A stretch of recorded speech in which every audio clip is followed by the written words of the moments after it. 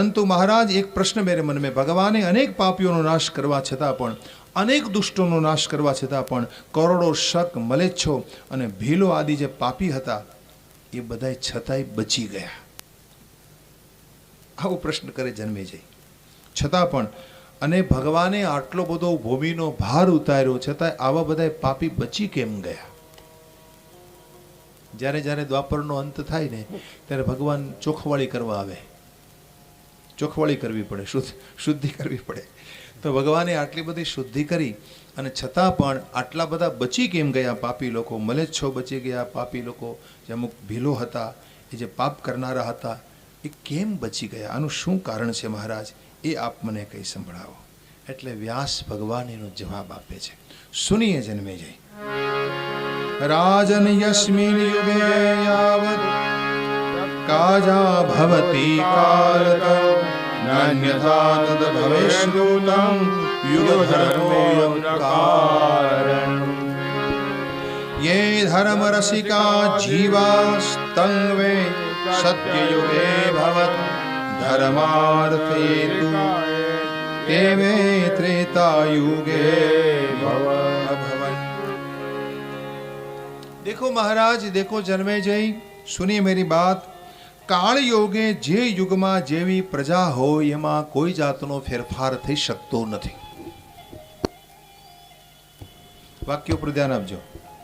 काळना योगे जे काळ चालतो होय, मानी लो के कलियुग चाले छे, बराबर?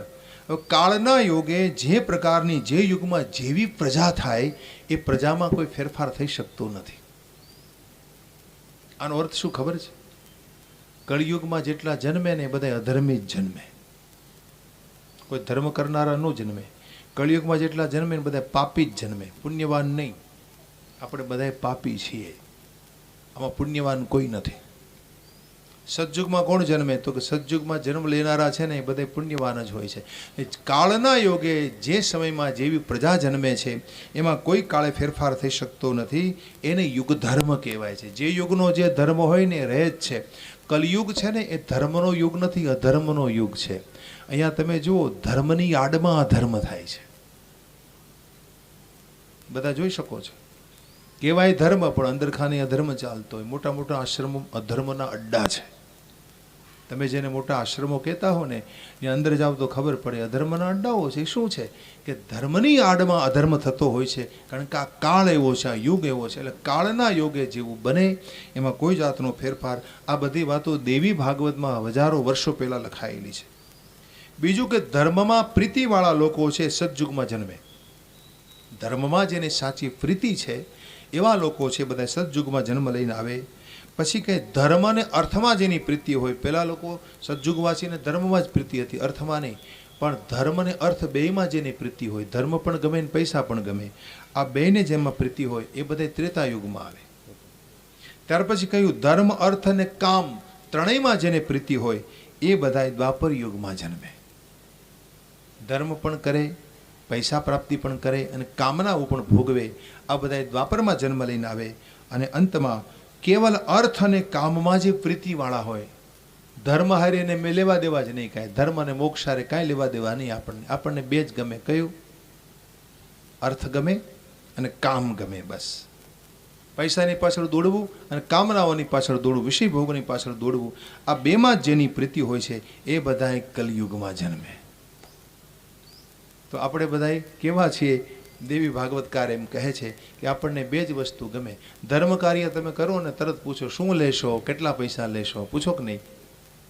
અને અમારી પાસે બોલાવે પાછા, ના બોલો। અર્થ પહેલા, કોઈ ધર્મની વાત નહીં કરે, એમ નહીં પૂછે કેવી કથા સંભળાવશો, આવું કોઈ પૂછતું નથી। શું પૂછે? કેવી કથા સંભળાવશો, જે કથામાં જ્ઞાન હોય એવી સંભળાવશો। પહેલાં પૂછે કેટલા લેહો, અને અથવા તો અમારી જેવા પૂછે કેટલા દેહો। હા, ત્યાંથી શરૂઆત થાય।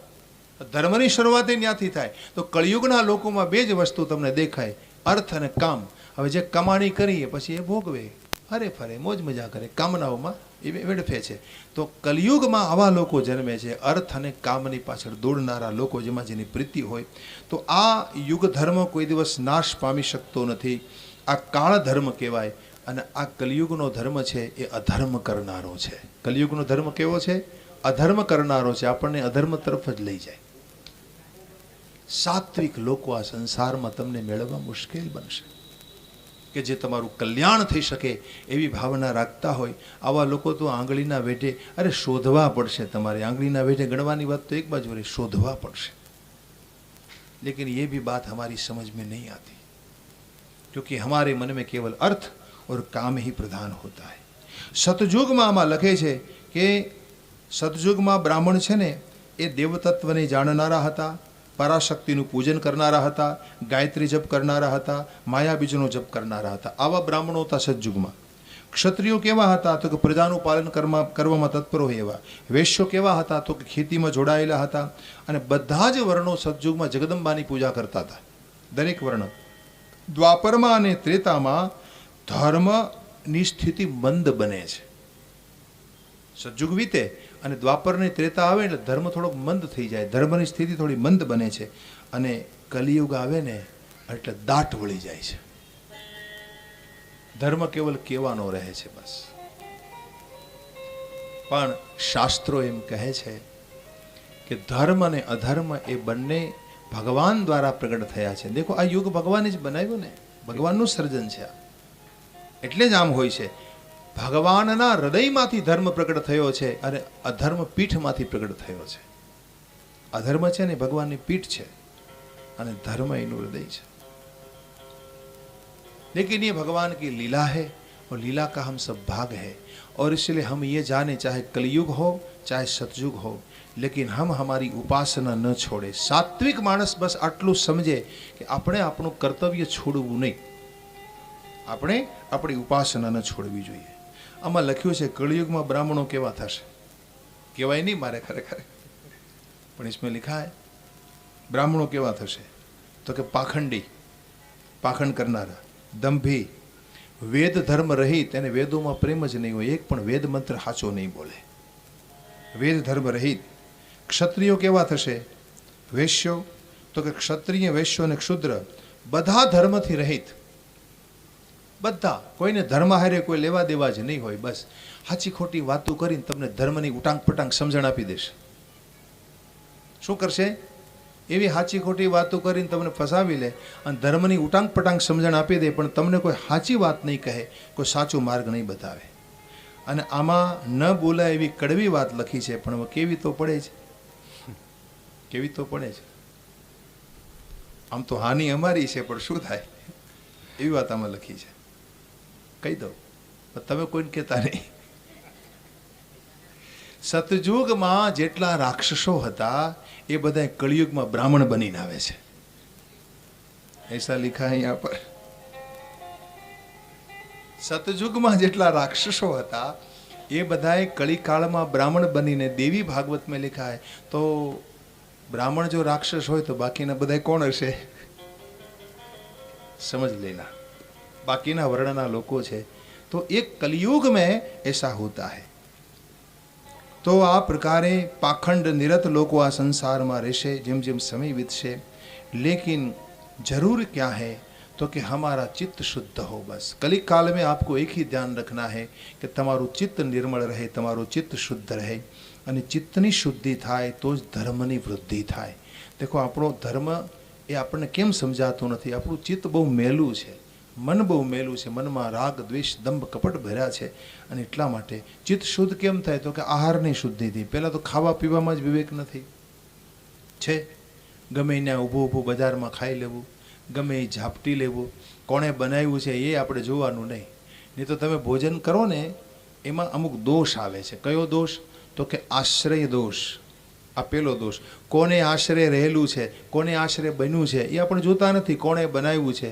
પછી જાતિ દોષ આવે ભોજનમાં. જાતિ દોષ એટલે માંસથી તો બનેલું નથી ને, કઈ જાતિનું બનેલું ભોજન છે એ ખાસ જોવું પડે. તો જાતિ દોષ, આશ્રય દોષ. ત્યાર પછી ભોજનમાં ત્રીજો દોષ આહારમાં કયો?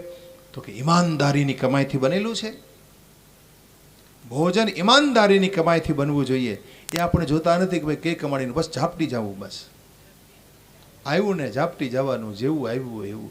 ઈમાનદારીથી મળ્યું છે, બસ ખાવા મળે છે કે નહીં એ જોવાનું, કોણે બનાવ્યું છે કે એ કાંઈ જોવાનું જ નહીં, કોની કમાણીનું છે એ જોવાનું નહીં. પણ મને તમને એ નથી ખબર કે કોઈનો એક કોળિયો અન્ન ખાવ ને તમારે એને પાછું આપવું પડે છે.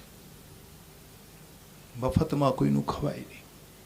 એક કોળિયો તમે અન્ન ખાધું કોઈનું તો તમારે એના કલ્યાણ માટે ભજન કરવું પડે છે, તમારે એના કલ્યાણ માટે વિષ્ણુ સહસ્ત્રનામનો પાઠ કરવો પડે છે कि भगवान उसका कल्याण कर देना, मैंने उसका अन्न खाया है.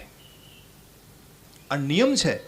અને જો તમે આવું ન કરો તો એ અન્ન તમને પચે નહીં, એ અન્ન તમારા મનને બગાડે. આ વસ્તુ આપણને समझाती नहीं भाई. मेरे भाई बहन, ये समझ है हमारे शास्त्रों में, और तभी आप साधक बन सकते हो. और इसलिए इसमें लिखा आहार शुद्धिથી ચિત્ત શુદ્ધ બને. ચિત્ત શુદ્ધ બને એના ધર્મની વૃદ્ધિ થાય છે અને એને જ જ્ઞાન થાય છે, એને જ સાચી વસ્તુ સમજાય છે, એની સાધનાની વૃદ્ધિ થાય છે. તો કલિયુગમાં વર્ણાશ્રમ ધર્મમાં અનેક ભેળસેળ થઈ જવાની છે, વર્ણ વ્યવસ્થા નહીં રહે આ કલિયુગમાં. અને કલિકાલમાં મનુષ્યની સદગતિ કેમ થાય કહો જોઈએ. હવે આવી પરિસ્થિતિ હોય તો મનુષ્ય કેમ સદગતિ પ્રાપ્ત કરી શકે? તો વ્યાસને પૂછે છે જનમેજય મહારાજ, આવા સમયમાં સદગતિ કેમ પ્રાપ્ત કરવી?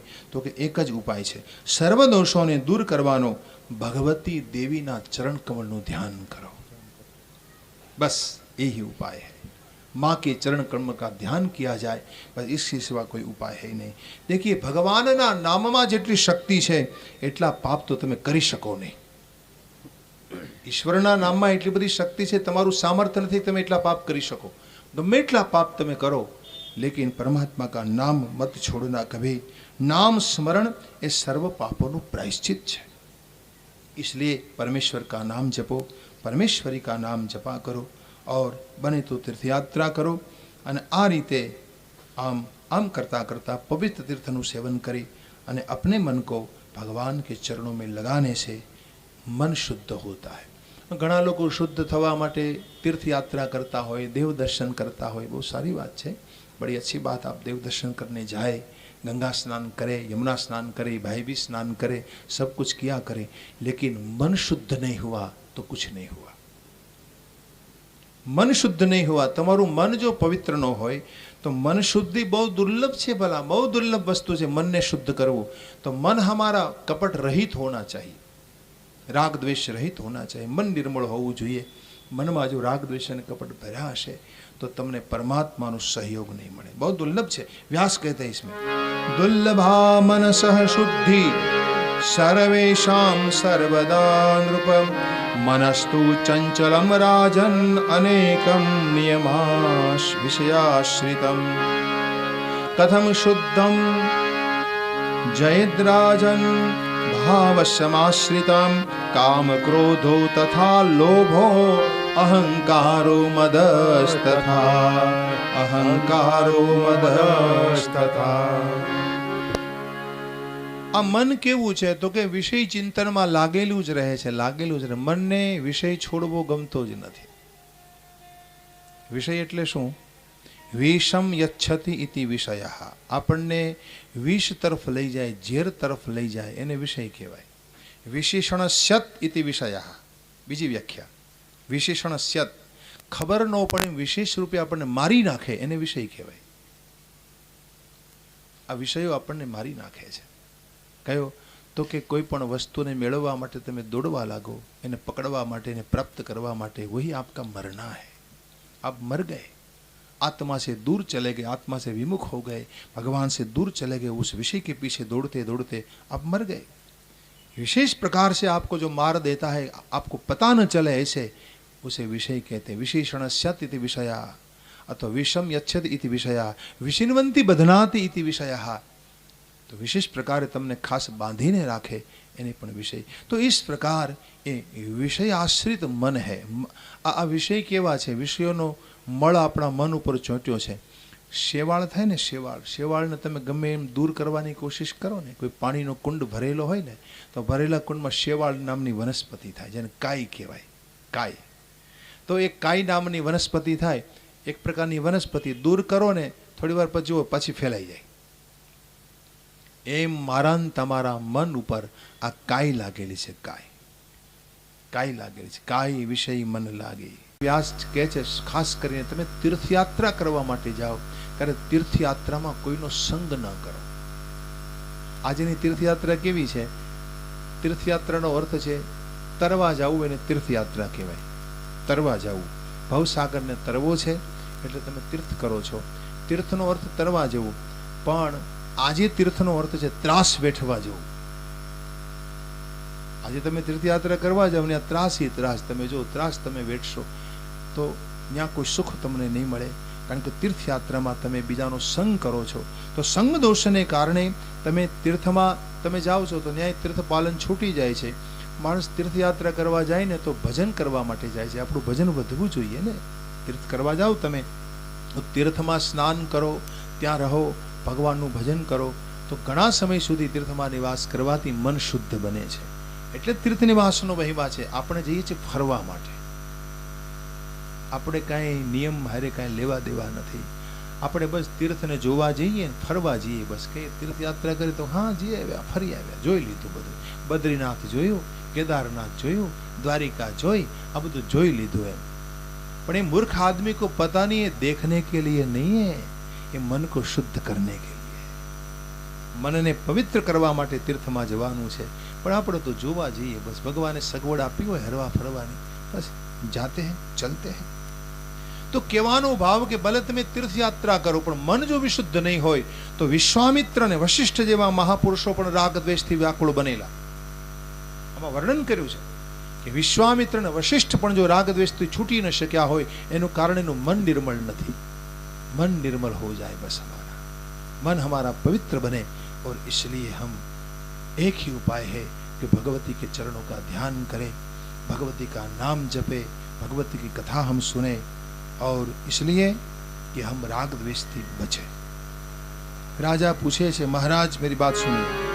कथम तो मुनिशारणो तापसो धर्म तत्परो परस्परं वैर परो संजातो केन हेतुना शापं परस्परं केन कारणेन महामति दर्वन्तो मिथं क्लेश कारको दुःखदो दृढ़ा. राग द्वेष ने कारणे जेना मन विशुद्ध नहीं होता एना मन में राग द्वेष भरेला होय. हूँ राग द्वेष की व्याख्या करूँ छूं घणी वार, अहींया जो करी होय तो याद नहीं मने.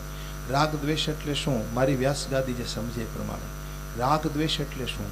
जे वस्तु छोड़ी देवा जेवी होय, त्यागी देवा जेवी होय, छतां तमे त्यागी न शको एने राग कहेवाय.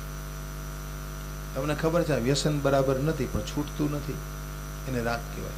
તમને ખબર છે આ માણસનો સંગ ન કરે, ખોટો માણસ છે પણ સંગ ન છૂટે એને રાગ કહેવાય. છોડી દેવા જેવું એ તમે છોડી ન શકો એને રાગ કહેવાય. અને સ્વીકારવા જેવું હોય એને તમે તમારા અભિમાનને કારણે સ્વીકારી ન શકો એને દ્વેષ કહેવાય. આપણને ખબર આ માણસ સારો છે, બહુ ઉત્તમ વ્યક્તિ છે, પણ તમે તમારા અભિમાનને કારણે સ્વીકારશો નહીં, તમે એને માન નહીં આપો, સન્માન નહીં આપો, એનો અર્થ તમે દ્વેષીલા છો, એને દ્વેષ કહેવાય. એમાં તમારો અહંકાર આડો આવે છે કે સ્વીકારવા જેવા હોવા છતાં પણ તમે સ્વીકારી ન શકો. તો રાગ અને દ્વેષ વિશ્વામિત્ર અને વશિષ્ઠ જેવાને પણ પરેશાન કરે છે, આમાં લખે છે. અને એને પરિણામે આ બંને મહાપુરુષોએ પક્ષીઓના રૂપ લઈને યુદ્ધો કર્યા હતા એવી કથામાં આપી છે. આડી અને બક નામના પક્ષીઓ, એક બગલાનું રૂપ લીધું અને એક આડી નામનું પક્ષી થાય એનું રૂપ ધરી અને આ બંને ભયંકર યુદ્ધો કરેલા હતા. રાગ દ્વેષને કારણે હરિશ્ચંદ્ર જેવા સત્યવાદીને બહુ કષ્ટો પડેલા હતા. બાળક રોહિત ચાલ્યો ગયો, અનેક પ્રકારના કષ્ટો આવ્યા હરિશ્ચંદ્રના જીવનમાં. આનું પાછળનું કારણ વિશ્વામિત્ર અને વશિષ્ઠનો રાગ દ્વેષ છે. એ રાગ દ્વેષને પરિણામે મહારાજ હરિશ્ચંદ્રને જીવનમાં બહુ કષ્ટો પડેલા હતા. તો કહેવાનો ભાવ એ છે કે આવા મહાન મહાન પુરુષો છે એ પણ રાગ દ્વેષમાંથી છૂટી શકતા નથી. આવા મોટા પુરુષોને પણ ચિત્ત શુદ્ધિ થવી બહુ કઠિન છે. વ્યાસના શબ્દો છે આ. મહાન માણસ પણ ચિત્ત શુદ્ધ કરી શકતો નથી, એને પણ બહુ કઠિન છે. માટે પ્રયત્નપૂર્વક ચિત્ત શુદ્ધિ કરતી જ રહેવી. એને માટે માણસે પ્રયાસ ન છોડવો, સાધના ન છોડવી, ભજન ન છોડવું. એમ નહીં માનવું કે ભાઈ આપણે કથા છે ત્યાં સુધી ભજન કરવું. ભજનની ધારા સતત વધતી રહેવી જોઈએ. તમારું ભજન દિવસે દિવસે તીવ્ર બનવું જોઈએ.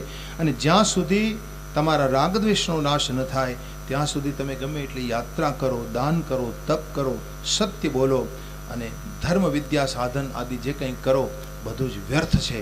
જ્યાં સુધી તમારું ચિત્ત નિર્મળ ન હોય ત્યાં સુધી બધું નકામું છે. तो चित्त निर्मल होना चाहिए महाराज, ये बात ध्यान में रखनी है. હવે વ્યાસ પૂછે છે, મહારાજ મને જરા કહેશો કે વિશ્વામિત્ર અને વશિષ્ઠ વચ્ચે શું કામ દ્વેષ થયેલો અને એને પરિણામે વશિષ્ઠજીને પણ ખૂબ ભોગવવું પડેલું. બીજું વશિષ્ઠ અને એમના યજમાન હતા નિમિ રાજા, એની વચ્ચે પણ દ્વેષ થયેલો અને એને પરિણામે વશિષ્ઠને પોતાનો પ્રાણ ત્યાગ દેહ ત્યાગ કરવો પડેલો. નિમિ રાજાએ પોતાનો દેહ છોડ્યો હતો. આમ પરસ્પર બંનેને અલગ અલગ દેહ ધરવા પડેલા. તો આ રાગદ્વેષના પરિણામે બધી ઘટનાઓ એના જીવનમાં ઘટી. એ શું કામ ઘટી એ કથા મારે સાંભળવી છે. પછી શા કારણે એનું નિવારણ એને કયા પ્રકારે કર્યું, તો એ બધી કથા આપ મને કહો મહારાજ. અને એના નિવારણના માટેના જે સાધનો છે એની ચર્ચા અમારી સામે કરો. તો પછી આગળ ઉપર આ બધી કથાઓ દ્રષ્ટાંતના રૂપે આપણા સમય અનુસાર આપણે એમાં આગળ વધશું. એમાં બધા દ્રષ્ટાંતો આપેલા છે કે વશિષ્ઠજીને બીજો અવતાર લેવો પડ્યો મિત્ર વરુણ તરીકે, પછી કડામાંથી જન્મવું પડ્યું અગસ્ત્ય ઋષિને. તો શા માટે એણે બધા જન્મો લીધા, શા માટે એને પ્રગટ થવું પડ્યું. ત્યાર પછી આગળ હય કુળની કથા આવવાની છે, ભૃગુવંશી બ્રાહ્મણોની કથા આવશે. તો એ બધી કથાઓ છે એમાં આપણે આવતીકાલે પ્રવેશ કરવાના છે. આવતીકાલે હરિશ્ચંદ્રની કથા આવશે. હરિશ્ચંદ્રની કુળદેવી છે શતાક્ષી માતા. શતાક્ષીનું બીજું નામ છે અન્નપૂર્ણા. અન્નપૂર્ણાની કથા આવતીકાલે આવશે. શતાક્ષીનું ચરિત્ર આવશે. શતાક્ષીની કુળદેવી છે, બીજું નામ એનું અન્નપૂર્ણા.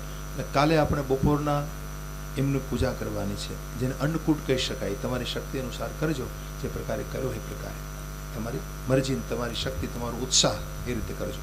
કહેવાનો ભાવ છે આ બધી કથાઓમાં આપણે આગળ વધીશું. આજે કથા પૂરી થવા આવી છે, સમય આપણું 6:30 થવા આવ્યું, પણ એ પહેલાં એકાદો ગરબો તો ગાવો જ પડે. બધા રાહ જોઈને બેઠા હશે તો એ કરીશું. અથવા તો બાપા સીતારામની ધૂન ગાવા માટે વિનંતી. કઈ ધૂન ગાવ? બાપા સીતારામ. હા, એ ધૂન તો આવડતી નથી મને. હનુમાન ચાલીસા ગાવ. Very good. સરસ. सीताराम सीताराम सीताराम सीताराम सीताराम सीताराम सीताराम सीताराम सीताराम सीताराम सीताराम सीताराम सीताराम सीताराम सीताराम बाप सीताराम सीताराम सीताराम सीताराम बाप सीताराम सीताराम सीताराम सीताराम बाप सीताराम सीताराम सीताराम बाप सीताराम सीताराम सीताराम सीताराम बाप सीताराम सीताराम सीताराम सीताराम सीताराम बाप सीताराम सीताराम सीताराम सीताराम बाप सीताराम सीताराम सीताराम बाप सीताराम सीताराम सीताराम सीताराम बाप सीताराम सीताराम सीताराम सीताराम बाप सीताराम सीताराम सीताराम सीताराम बाप सीताराम सीताराम सीताराम सीताराम बाप सीताराम सीताराम सीताराम बाप सीताराम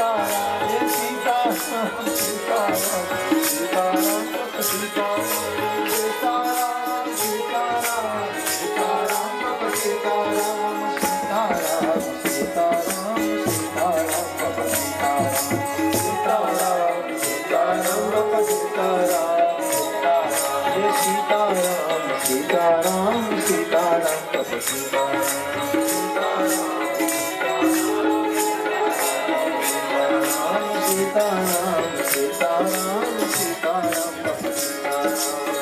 सीताराम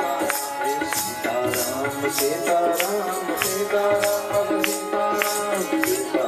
सीताराम सीताराम सीताराम बाप सीताराम सीताराम सीताराम बाप सीताराम सीताराम सीताराम सीताराम बाप सीताराम सीताराम सीताराम बापा सीताराम